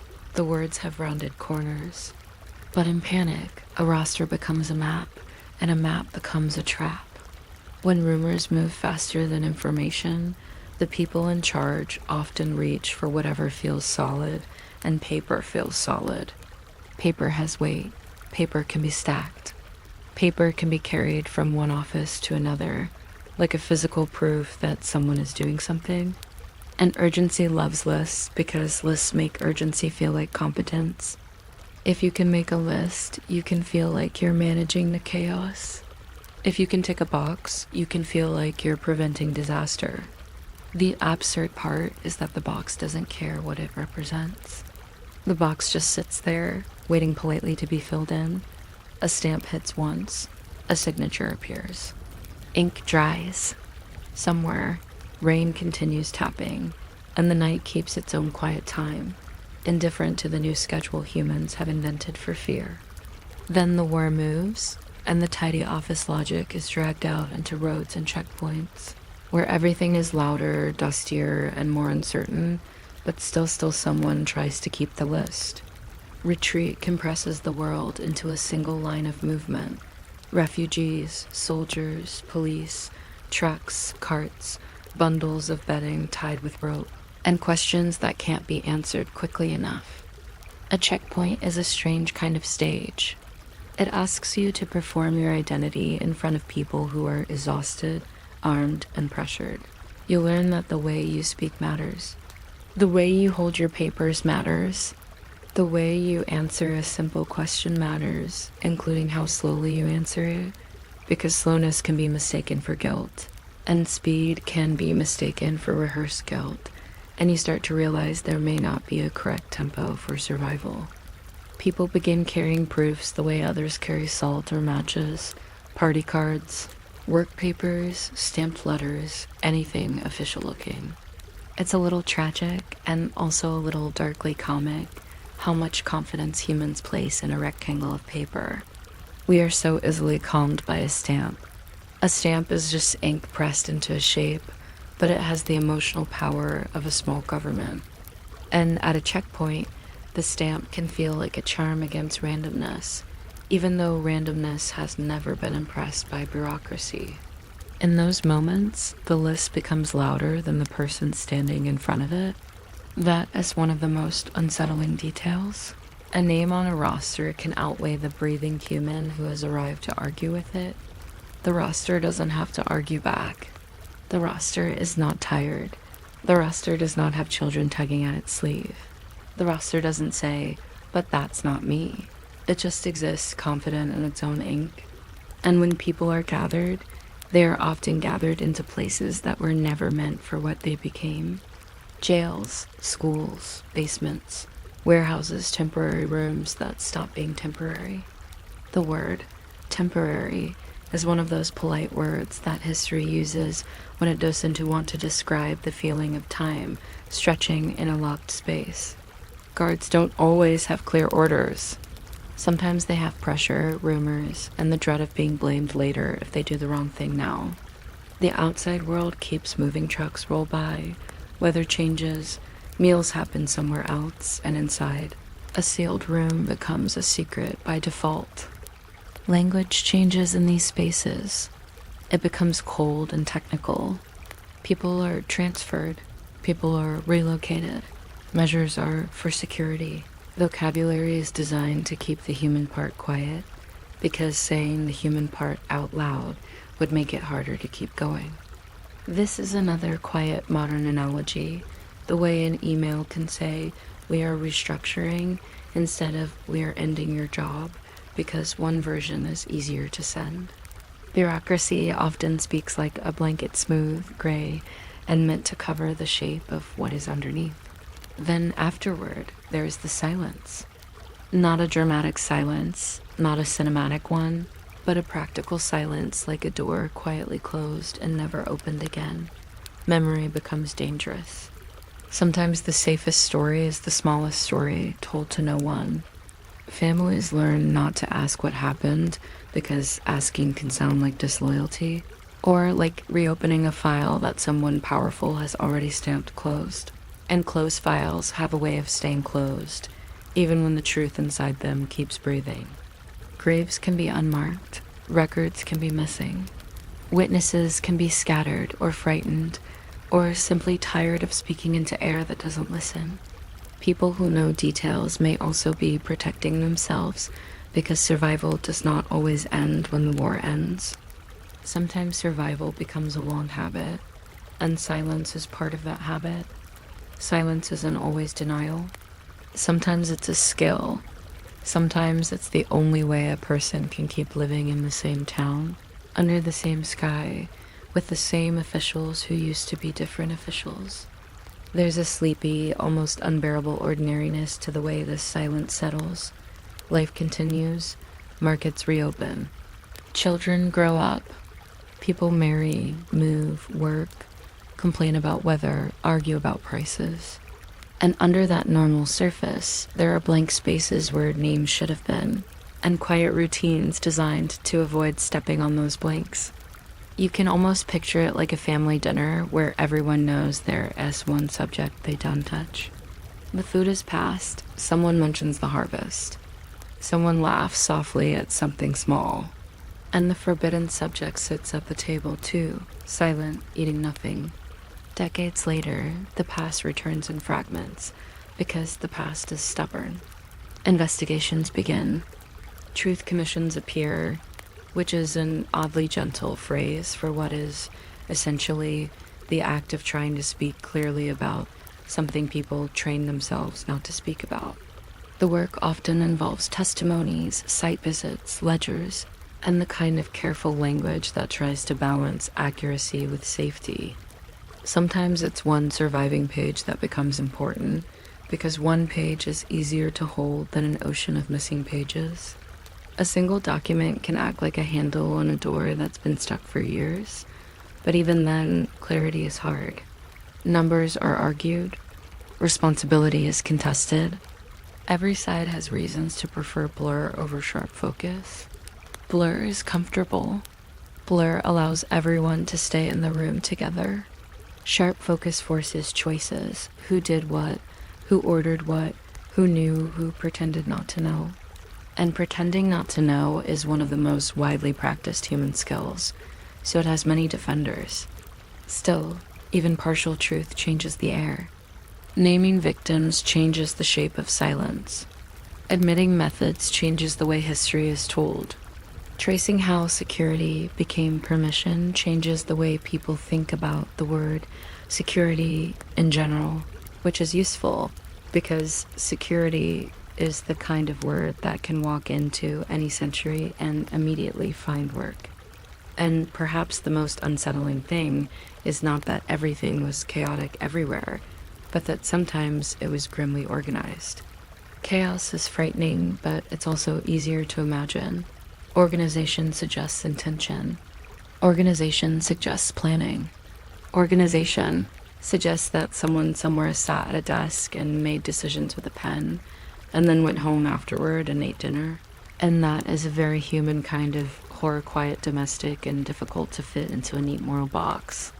If you want a bedtime way to think about it, think about what a list really is. A list looks harmless until you notice what it removes. Context, nuance, mercy, the right to be complicated. A list turns a person into a line item. A list turns a line item into something you can process quickly when you're afraid. In wartime, speed can feel like competence, even virtue, especially for those trying to control panic.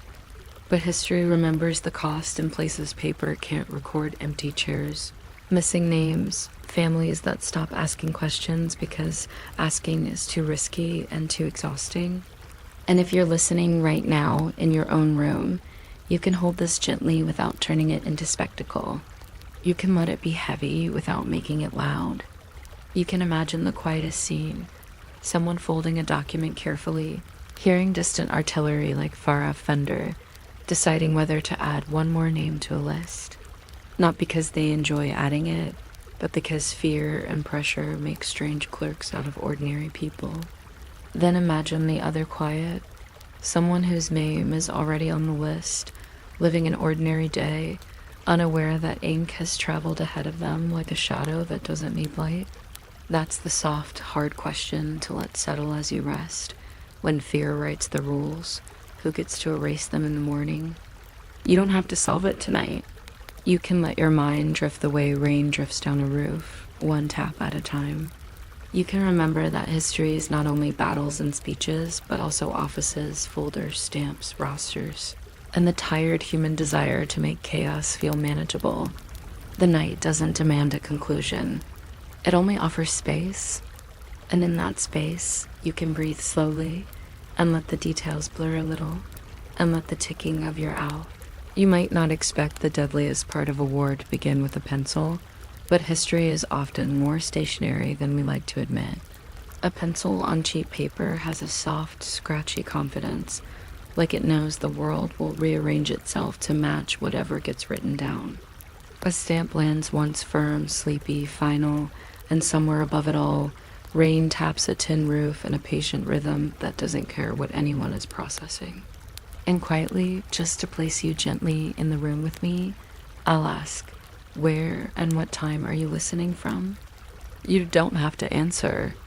In fact, this whole episode is about how answers can become inconvenient and how silence can turn into a kind of shelter you carry around. If your room is still, let it stay that way. Let your breathing take its time. Tonight is not for urgency. Tonight is for the oddly specific machinery of fear.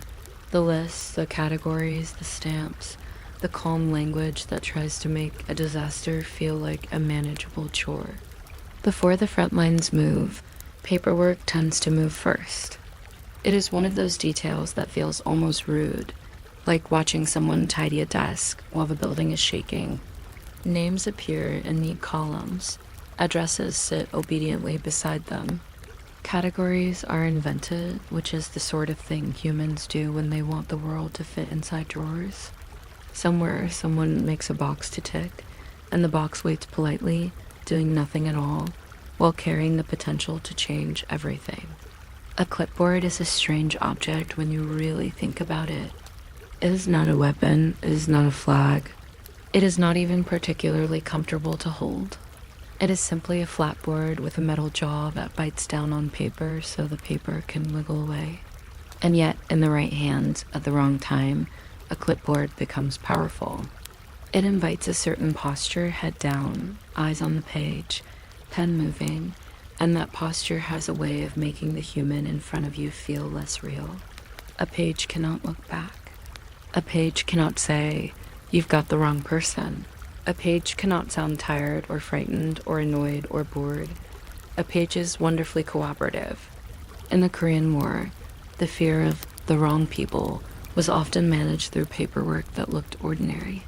Some lists were built from older police files, local grudges, rumors that had been sitting around like dust, and quotas that sounded like administrative goals rather than human decisions. And it's an unsettling kind of absurdity that a person can end up registered without joining anything at all, just by living in the wrong neighborhood, having the wrong cousin, knowing the wrong friend, or being the kind of person who is easy to point at when everyone is panicking and the pen is already in someone's hand. If you want a modern analogy, you can imagine an algorithm quietly flagging you for something you didn't know existed, and the system refusing to explain itself because the system is too busy being confident. Except here, the system is a room with paper, and the confidence is a stamp. The stamp is just ink pressed into a shape, but humans treat it like it contains truth. Ink dries quickly. Consequences don't. On paper, some organizations sounded almost gentle. A guidance league, a re-education group. The words have soft edges, like a school counselor trying not to startle you. But in a crisis, a roster becomes a ready-made map of who can be detained, moved, or erased for security. Rumors spread that enemy forces might free prisoners, that sympathizers might rise up, that the state might lose control. And when a government feels it's losing control, it often reaches for the most controllable thing it can find: paper, lists, boxes, the calming illusion that if you can write it down, you can manage it. Urgency loves lists because lists make fear feel organized. An organized fear feels like competence. You can almost hear the soothing inner voice of bureaucracy. Don't worry, we have categories. We have folders. We have a plan. And then the plan becomes the trap because the plan does not pause to ask whether it is accurate or fair or even awake. And then the war compresses the country into roads, checkpoints, and crowded movement. Retreat has its own geometry. It squeezes everything: refugees, soldiers, police, trucks, carts, bundles of bedding into a single ribbon of motion. You can picture the dust, the tired feet, the tight grip on a small bag that holds everything you decided mattered. At a checkpoint, identity becomes a performance. Accent matters, documents matter, who vouches for you matters. Even the way you answer a simple question matters, including how slowly you answer it, because slowness can look like hiding, and speed can look like rehearsed hiding, and neither of those things are comfortable when someone is holding a rifle and a list. People begin carrying proofs of loyalty the way other people carry salt, party cards, work papers, stamped letters. Anything official looking. It is one of the darker jokes of history that a rectangle of paper can feel like a protective charm. The stamp becomes a tiny shield, even though fear has never been impressed by office supplies. Still, humans cling to what looks solid, and paper looks solid. It has weight. You can fold it. You can show it. You can hope it speaks for you, because speaking for yourself can be dangerous.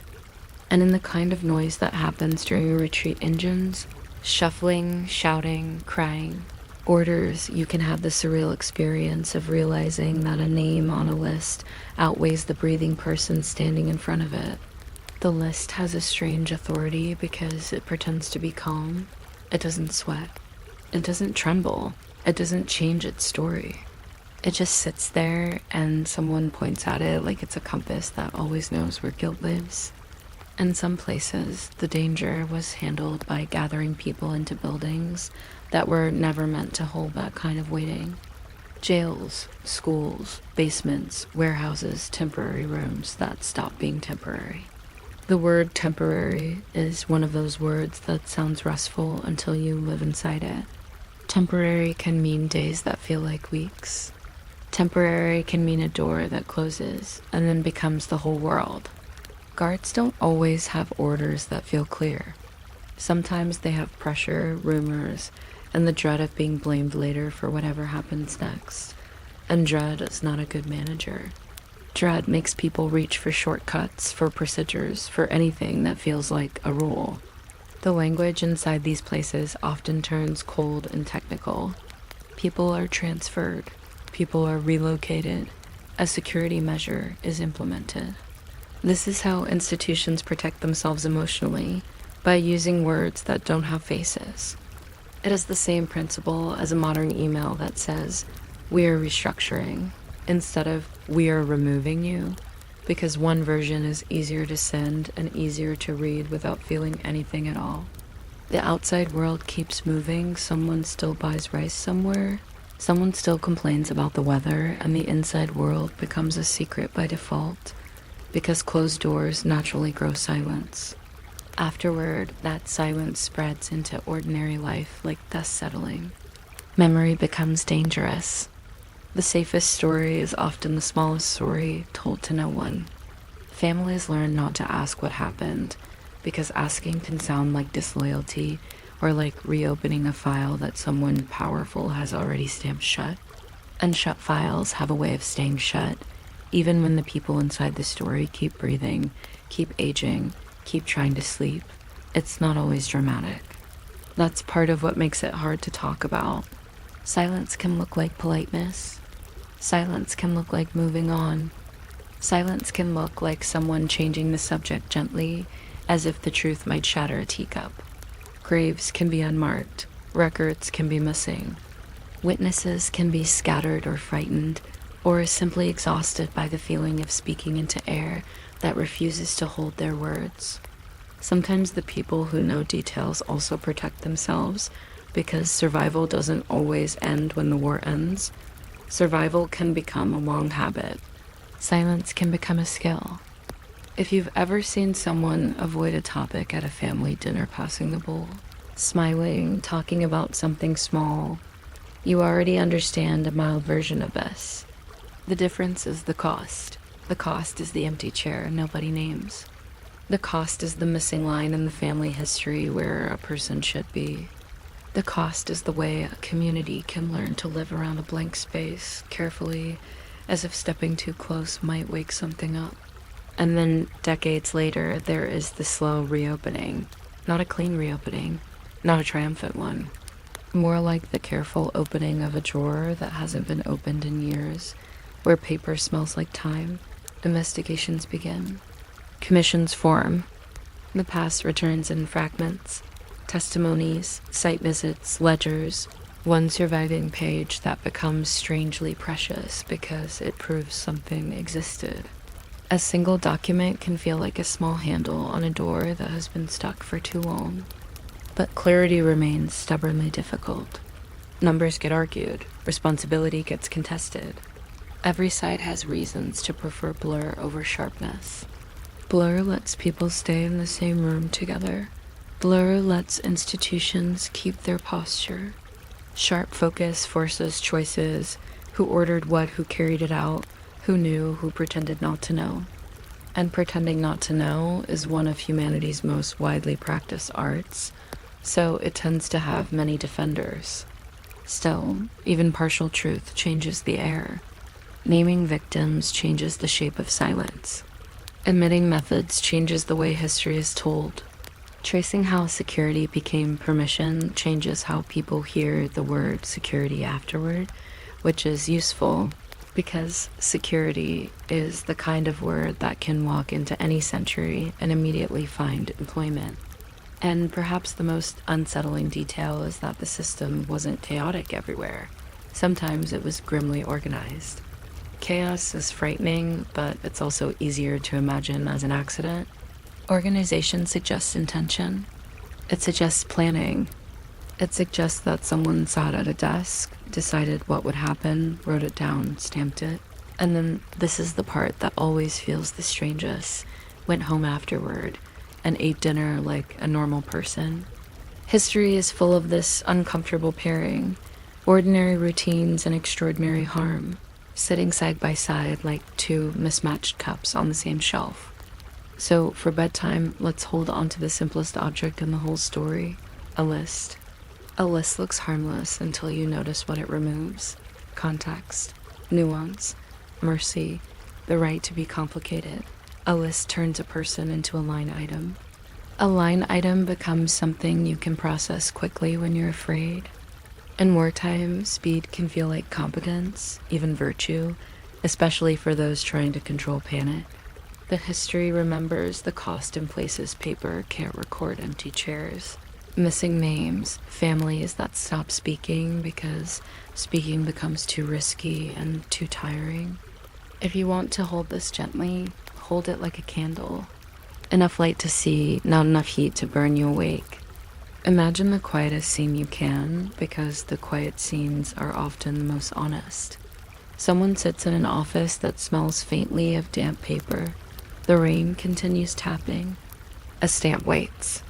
A clerk folds a document carefully, not because they are evil in a dramatic way, but because they are tired, pressured, and trained to believe that procedure is safety. And in that softness of habit, another name is added. Then imagine the other quiet someone whose name is already on the list, living an ordinary day. They boil water, they adjust a collar. They step outside and feel the air. They do not know that ink has traveled ahead of them like a shadow that doesn't need light. They do not know that their identity has been turned into an item that can be checked, moved, erased, filed. And let the question settle without demanding an answer, because bedtime questions are allowed to be unanswered. When fear writes the rules, who gets to erase them in the morning? Not quickly, not loudly, just who? Now you can let your mind drift back to smaller things. The sound of rain, the imagined scratch of a pencil, the dull comfort of routine returning to your own room, where no one is asking for documents, where no one is holding a clipboard like it's a compass. Your breathing can slow, the details can blur, the night can keep listening without forcing a conclusion. And if you fall asleep somewhere in the middle of a sentence, that's perfectly fine. History, unfortunately, has never required you to stay awake to keep going.